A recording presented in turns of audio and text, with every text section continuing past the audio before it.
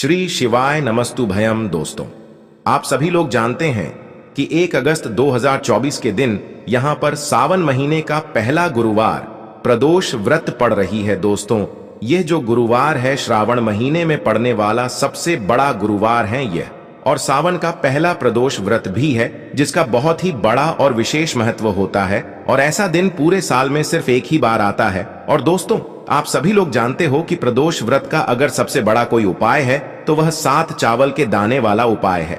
तो दोस्तों, इस श्रावण माह के पहले प्रदोष व्रत के दिन आप लोगों को इस 7 चावल के दाने वाले उपाय को जरूर करना है। बहुत सारे लोग होंगे जिन लोगों ने इस उपाय को ना किया हो, मतलब पूरा साल निकल गया और उन्होंने किसी भी दिन इस 7 चावल के दाने वाले उपाय को ना किया हो।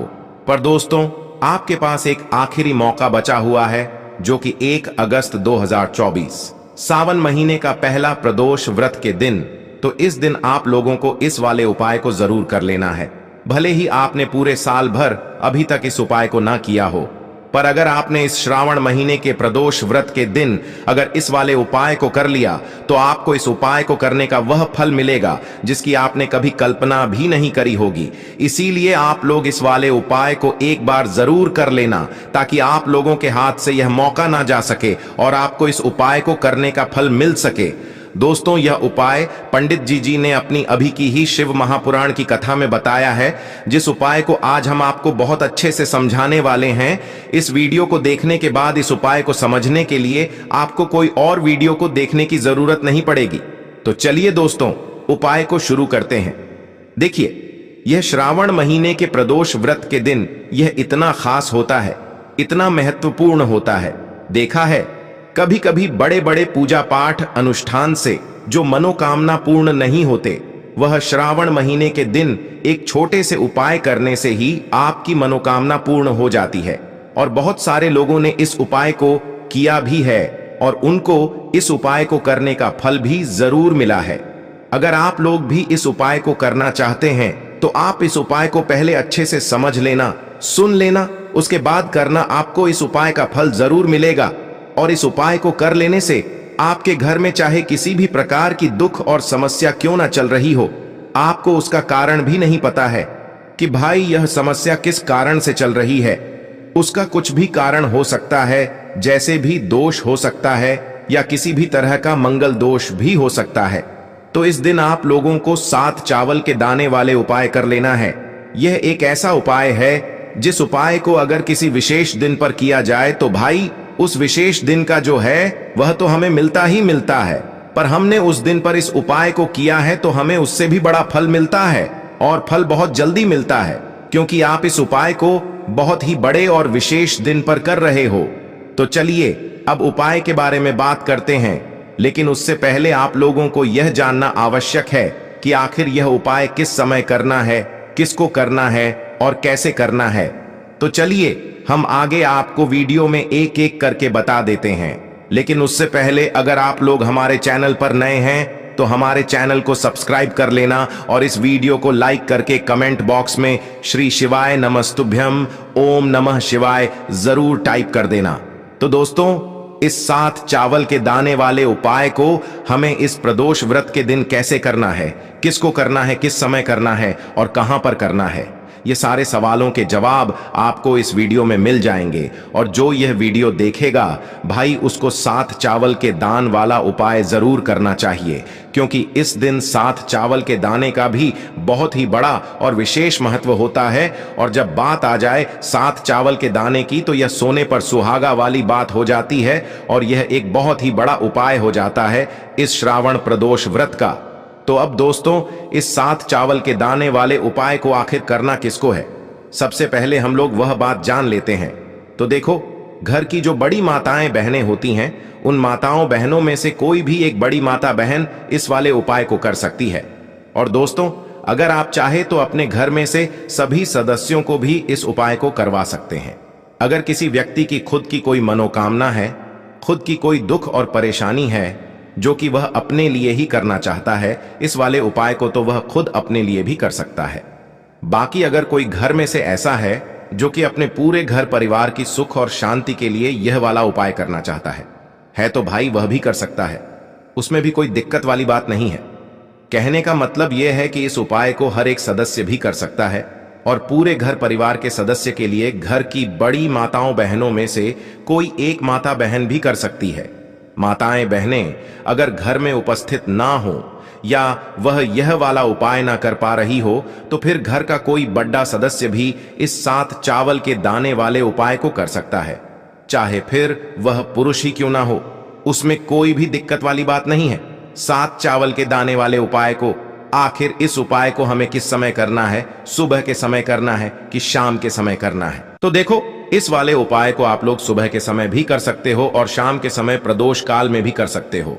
अब अगर आप पूछो कि भाई सबसे उत्तम समय कौन सा रहेगा इस 7 चावल के दाने वाले उपाय को करने का, तो हम आपसे बस यही कहेंगे कि इस उपाय को आप सुबह के समय करेंगे तो ज्यादा बेहतर होगा। बाकी अगर प्रदोष काल शाम के समय भी करेंगे तो भी अच्छा होगा, उसमें कोई भी दिक्कत वाली बात नहीं है। तो अब दोस्तों, जो अगली सबसे बड़ी और महत्वपूर्ण बात आती है वह यह आती है कि सुबह अगर हम उपाय को करेंगे तो हमें कितने बजे से लेकर कितने बजे तक के बीच में करना है, और शाम के समय प्रदोष काल में करेंगे तो हमें कितने बजे से लेकर कितने बजे के बीच में करना है।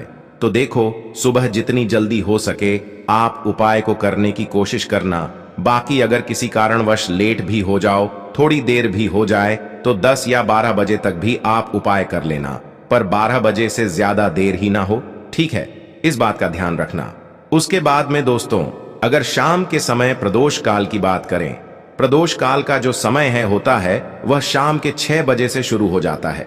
मतलब शाम के 6 बजे से लेकर 7 बजे के बीच का जो समय होता है यह समय प्रदोष काल का समय होता है। पर अभी जो मौसम चल रहा है, इस मौसम में जो है शाम बहुत देरी से होती है, तो आप इस उपाय को 7 या 8 बजे के बीच में भी कर सकते हो। मतलब शाम के 6 बजे से रात 8 बजे के बीच में आप कभी भी इस वाले उपाय को कर सकते हो, उसमें कोई भी दिक्कत वाली बात नहीं है। देखिए दोस्तों, एक एक करते हुए हम उपायों को समझेंगे। सबसे पहला उपाय बहुत ही आसान सा उपाय है। देखो, यदि आपको ऐसा लगता है कि बाबा आपकी सुन ही नहीं रहे हैं, बाबा आपकी मनोकामना परिपूर्ण कर ही नहीं रहे हैं, आपने कई उपाय कर लिए, कई आपने इच्छाएं महादेव के सामने रख दी, लेकिन आपकी मनोरथ जो है वह परिपूर्ण हो ही नहीं रही है, और आप चाहते हैं कि वह मनोरथ जो आप कई दिनों से बाबा से मांग रहे हैं वह परिपूर्ण हो जाए, तो आपके जीवन के जो दुख तकलीफ है यह सब दूर हो जाए। देखिए, हो सकता है आपके घर में कोई कोर्ट केस चल रहा है या आपके घर में बहुत ज्यादा लड़ाई झगड़े चलते हैं, तो आपके घर में अगर शांति नहीं है, आपके घर में धन की कमी है, धन की वजह से आपके घर में बहुत ज्यादा लड़ाई झगड़े चल रहे हैं, तो आपकी तकलीफ दूर होने वाली है। स्वयं नंदी जी वाला यह विशेष उपाय है। नंदी जी के कान में कुछ बोलना है, नंदी जी के कान में इस प्रकार से बोलना है और आपकी मनोकामना परिपूर्ण हो जाएगी। देखो क्या क्या चीजें आपको लेनी है। पहले यह समझ लीजिए, आपको लेना होगा एक बेलपत्र तीनों पत्ती होनी चाहिए, कहीं से भी खंडित नहीं होना चाहिए, ठीक है? बेलपत्र के साथ में आपको लेना है पीला चंदन, मात्र 1 बूंद छोटी सी टीकी आपको लगानी है। बेलपत्र में इसीलिए थोड़ा सा ही पीला चंदन आपको लेना है और इस पीले चंदन के अंदर थोड़ा सा जल मिला देना है ताकि गीला हो जाएगा, पेस्ट के रूप में तैयार हो जाएगा। आ गई इतनी बात समझ में? अब आपको क्या करना है, आपको साथ में लेना है 7 चावल के दाने। महादेव आपका साथ देने वाले हैं इन 7 चावल के दानों से। अब आपको क्या करना है, भगवान शिव के मंदिर में आपको जाना है। नंदी जी बैठे हैं नंदी जी के पास में, मतलब जो पैर उठा हुआ रहता है ना नंदी जी का, उस साइड आपको, सीधे साइड आपको बैठना है। इस यहां पर जैसे ही बैठोगे यहां पर आपको बेलपत्र लेना है और बेलपत्र की जो ये बीच की जो डंडी है यहां पर आपको मात्र पीले चंदन की एक बिंदी लगा देनी है। पीले चंदन की बिंदी लगा दी। अब ये जो ऊपर वाली जो पत्ती है यहां पर एक एक करते हुए 7 चावल आपको रखना है, ठीक है? 7 चावल आपने ऊपर वाली पत्ती पर रख दिए, या देखो एक प्लेट ले जाना, तो प्लेट के ऊपर आप बेलपत्र रख देना, फिर टीकी लगा देना, फिर उसके बाद आप ये 7 चावल के दाने रख देना, ठीक है? अब आपको क्या करना है, जहां पर आप नंदी जी के वहां पर बैठे हो, तो नंदी जी के कान में आपको आपकी जो भी इच्छा है, जो आप चाहते हैं कि महादेव परिपूर्ण करें, और नंदी जी के कहने पर महादेव आपकी मनोकामना निश्चित तौर पर परिपूर्ण करेंगे, तो आपको क्या करना है, नंदी जी को कान में आपको बोल देना है जो भी आपके दुख तकलीफ है, जो भी आपके कष्ट हैं, वह सब दूर हो जाए, ऐसी आपको कामना करना है। और नंदी जी के कानों में आपको बोल देना है। जो भी आप चीज बोलेंगे वह नंदी जी भगवान शिव से विनय करके बोलेंगे, और नंदी जी की बात भगवान शिव नहीं टालते हैं। और इसीलिए आप जो भी इच्छा है, आपकी जो भी कामना है, वह आपको विशेष बोलना है, और उसके बाद आपको वहां से उठना है। ठीक है? नंदी जी को कान में मनोकामना बोल दी, फिर उठना, फिर उसके बाद भगवान शिव के वहां पर जाना। और यह जो बेलपत्र है, यह बेलपत्र चिकना वाला साइड जो है, और भगवान शिव के शिवलिंग के ऊपर इसे अर्पित कर देना है। अर्पित कैसे करोगे? जो बेलपत्र का जो चिकना वाला साइड है वह नीचे की साइड हो जाना चाहिए। अब जैसे ही आप अर्पित करने जाओगे तो चावल के दाने तो गिर जाएंगे, यानी कि जैसे ही अर्पित करने जाओगे तो भगवान शिव के शिवलिंग के ऊपर चावल के दाने गिर जाएंगे। क्योंकि वह किसी से भी चिपके हुए नहीं है तो कोई तकलीफ नहीं है। वह जैसे आप अर्पित करोगे, ना भले चावल के दाने भगवान शिव के शिवलिंग पर गिर जाए, वह कोई तकलीफ नहीं है। बस आपको यह जो बेल पत्र है यह आपको उल्टा अर्पित कर देना है, यानी कि जो पीला चंदन है भगवान शिव के शिवलिंग पर स्पर्श होना चाहिए, और इस प्रकार से आपको अर्पित कर देना है। डंडी का जो हिस्सा है जलाधारी की तरफ हो जाना चाहिए। बस इतना सा प्यारा सा उपाय एक बार करके देखिए। निश्चित तौर पर महादेव आपकी जो भी मनोरथ है, जो बाबा से आप कई दिनों से मांग रहे हैं, वह निश्चित तौर पर परिपूर्ण हो जाएगी। आ गई इतनी बात समझ में। देखिए अब हम बात करते हैं दूसरे उपाय की। देखिए यह उपाय जीवन में ऊर्जा का है। गुरुवार का दिन है और प्रदोष व्रत भी है। अगर आपके जीवन में बहुत ज्यादा अंधकार है, अगर आपके घर के जो बच्चे हैं बहुत ज्यादा सोचते हैं, या आपके घर में कोई भी ऐसा व्यक्ति है बहुत ज्यादा सोचता है, डिप्रेशन में रहता है, तनाव उसको है, तो तनाव को मुक्त करने के लिए यह उपाय है। अगर उसके भाग्य में जीवन में तेज की प्राप्ति नहीं है, तेज यानी कि ऊर्जा नहीं है, उदासी रहती है, जीवन में आलस बहुत है, तो फिर उस व्यक्ति को यह उपाय करना चाहिए। कोई काम करता भी है तो उसमें सफल नहीं हो पा रहा है, तो विशेष यह उपाय उसी व्यक्ति को करना है। देखो इस उपाय के लिए आपको क्या क्या सामग्री लेना होगी। सबसे पहले तांबे का एक पात्र लेना, उसके अंदर घर से आपको जल भरना है। अब इसी जल के अंदर आपको लाल चंदन डालना है। एक चुटकी डालें, थोड़ा ज्यादा डालें, जितना आपको डालना है आप डालें। लाल चंदन जो होता है तीज की वृद्धि करता है। प्रदोष व्रत के दिन लाल चीजों का उपाय करना बेहद शुभ होता है, और हो सके तो लाल रंग के कपड़े पहन करके अगर आप यह उपाय करेंगे ना तो और भी शुभ होगा। यह लाल चंदन मिश्रित जल आपको क्या करना है, आपको जाना है किसी भी बेलपत्र के पेड़ के वहां पर। सुबह से लेकर के शाम तक आप यह उपाय कर सकते हैं। कल प्रदोष व्रत के दिन सुबह से लेकर के शाम तक आप बेलपत्र के पेड़ के वहां पर जाना, उत्तरमुखी होकर कि आपके जीवन के अंधकार दूर हो। जो भी आप स्मरण करेंगे, आप लेट उठते हैं, आपसे कोई कार्य बनता नहीं है, आपके जीवन में रोग बहुत ज्यादा है, तो भी आप यह उपाय करेंगे तो आपको उसका स्मरण करना है कि यह समस्या मेरी महादेव आपको दूर करना है। ऐसी कामना करते हुए आपको यह जो जल है श्री शिवाय नमस्तुभ्यम का स्मरण करते हुए यह पूरा जल आपको बेलपत्र के पेड़ की जड़ में आपको अर्पित कर देना है। बहुत ही आसान सा उपाय है और यह उपाय हर कोई कर सकता है, तो यह मुक्का आपको गंवाना बिल्कुल भी नहीं है। यह हो गया पैरो उपाय। अब हम बात करते हैं अंतिम उपाय की, तीसरे उपाय की।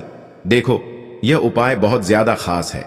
शिवलिंग पर चढ़ा जल 3 जगह आपको लगाना है आपके शरीर में, और आपकी बीमारी दूर हो जाएगी। देखो अगर आपको कोई बीमारी हो गई है और बार बार आप डॉक्टर को दिखा रहे हैं, डॉक्टर ने बोला 5-10 दिन अगर आराम नहीं होगा तो आप एडमिट हो जाना, या आपके शरीर में कोई रोग है जो कई दिनों से है और आप चाहते हैं कि वह रोग आपका दूर हो जाए, तो यह रोग आपका निश्चित तौर पर दूर होगा। बहुत ही आसान सा उपाय है। घर का कोई भी व्यक्ति यह उपाय कर सकता है, या रोगी व्यक्ति भी यह उपाय कर सकता है। मात्र तांबे के पात्र के अंदर एक लोटा जल लेना है, और आपको आज के दिन यानी कि प्रदोष व्रत के दिन आपको जाना है भगवान शिव के मंदिर में। और अब आपको क्या करना है, इस उपाय को समझना। एक लोटा जल है। अब आपको भगवान शिव के शिवलिंग पर सबसे पहले गणेश जी के स्थान पर, कार्तिकेय जी के स्थान पर, मां माता अशोक सुंदरी वाले स्थान पर, पार्वती माता के हस्त कमल पर, फिर भगवान शिव के शिवलिंग पर आपको अर्पित कर देना है। जैसे ही जल जलाधारी के वहां पर आएगा ना, वह जल आपको झेल लेना है। ठीक है, जल झेल लिया आपने। अब आपको क्या करना है?